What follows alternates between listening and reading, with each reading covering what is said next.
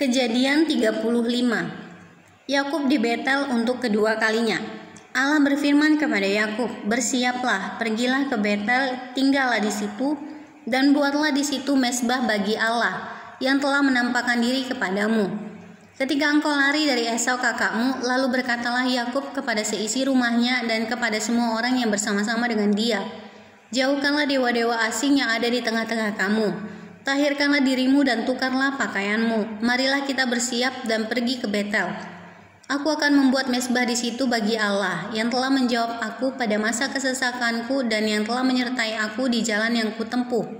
Mereka menyerahkan kepada Yakub segala dewa asing yang dipunyai mereka dan anting-anting yang ada pada telinga mereka. Lalu Yakub menanamnya di bawah pohon besar yang dekat Sikem. Sesudah itu berangkatlah mereka, dan kedahsyatan yang dari Allah meliputi kota-kota sekeliling mereka, sehingga anak-anak Yakub tidak dikejar. Lalu sampailah Yakub ke Luz yang di tanah Kanaan, yaitu Betel. Ia dan semua orang yang bersama-sama dengan dia, didirikannya lah mezbah di situ, dan dinamainya lah tempat itu El Betel, karena Allah telah menyatakan diri kepadanya di situ, ketika ia lari terhadap kakaknya. Ketika Deborah, inang pengasuh Ribka, mati, dikuburkanlah ia di sebelah hilir Betel di bawah pohon besar yang dinamai orang, pohon besar penangisan. Setelah Yakub datang dari Padan Aram, maka Allah menampakkan diri pula kepadanya dan memberkati dia. Firman Allah kepadanya, "Namamu Yakub, dari sekarang namamu bukan lagi Yakub, melainkan Israel, itulah yang akan menjadi namamu." Maka Allah menamai dia Israel. Lagi firman Allah kepadanya, "Akulah Allah yang Maha Kuasa, beranak cuculah dan bertambah banyak, satu bangsa bahkan sekumpulan bangsa-bangsa akan terjadi daripadamu, dan raja-raja akan berasal daripadamu.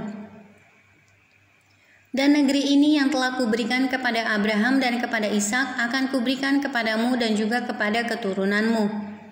Lalu naiklah Allah meninggalkan Yakub dari tempat ia berfirman kepadanya.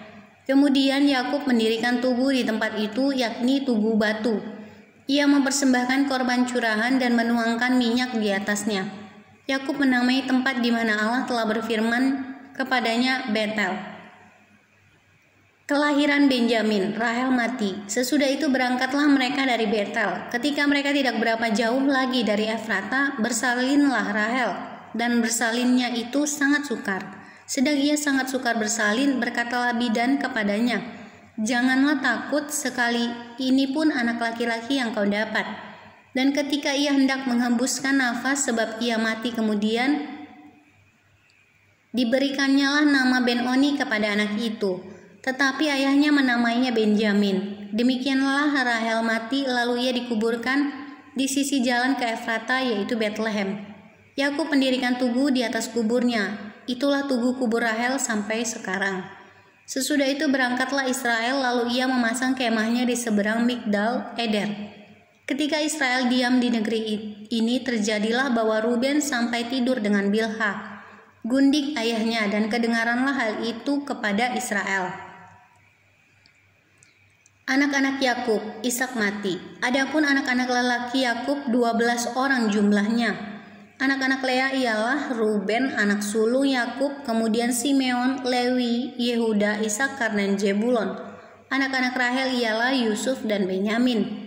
Dan anak-anak Bilha budak perempuan Rahel ialah Dan serta Naftali. Dan anak-anak Zilpa budak perempuan Lea ialah Gad dan Asher. Itulah anak-anak lelaki Yakub yang dilahirkan baginya di Padan Aram. Lalu sampailah Yakub kepada Ishak ayahnya di Mamre dekat Kiryat Arba, itulah Hebron, tempat Abraham dan Ishak tinggal sebagai orang asing.